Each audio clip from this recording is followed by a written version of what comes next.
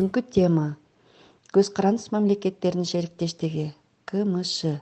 Сабактын максаты көз карандыс мамлекеттердин шериктештигинин пайда болуу тарыхы.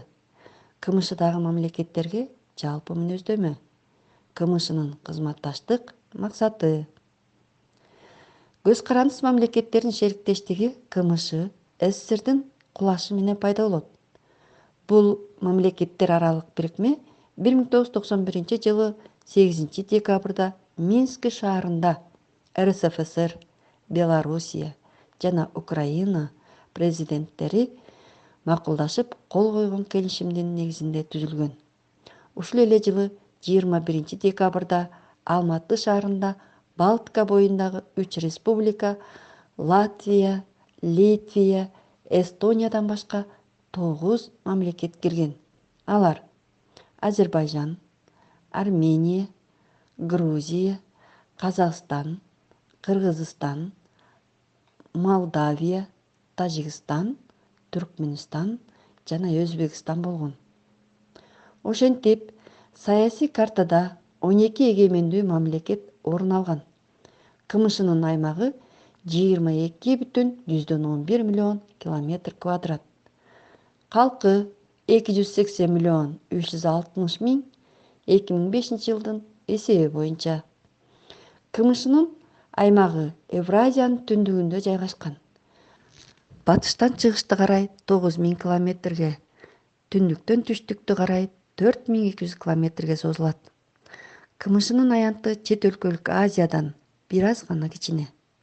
Элинин саны боюнча Кытай, Индия, АКШдан кийин турат. Мамлекеттердин ичинен аянты жана калкынын саны жагынан эң чоңу Россия Федерациясы, ал эми эң кичине аянтты Армения ээлейт. Армения менен Молдавиянын калкы тең келет.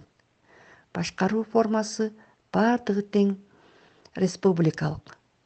Аймактык уюштуруу формасы жагынан 4 мамлекет Азербайжан, Грузия, Россия, Өзбекстан федеративдүү республика болуп эсептелинет. Калган 8 мамлекет унитардык болуп. Бул көз карандыс мамлекеттердин шериктештигинин максаты өз ара иш-аракеттери макулдашылган тартипте теңдик принцип боюнча ишке ашырылат. Аралык стратегиялык туруктуулукту сактоо, жаратылышты коргоо, мамлекет аралык экономикалык, ошондой эле космос боюнча мамлекеттер аралык кеңешүү, элдин коопсуздугу жана башка келишимдерди камтыйт. КМШнын катарына дагы каалаган мамлекеттер кошула алышат. КМШнын кээ бирөөлөрү өздөрүнө бир кыйла тыгыз, терең байланышкан союз түзүүгө да аракет кылып жатышат. Мисалы, Россия, Белоруссия, Казакстан, Кыргызстан биригишип Бажыкана союзун түзүштү. Көз карандыс мамлекеттердин шериктештигиндеги Орто Азия республикаларынын да өз ара байланыштары өнүгүүдө.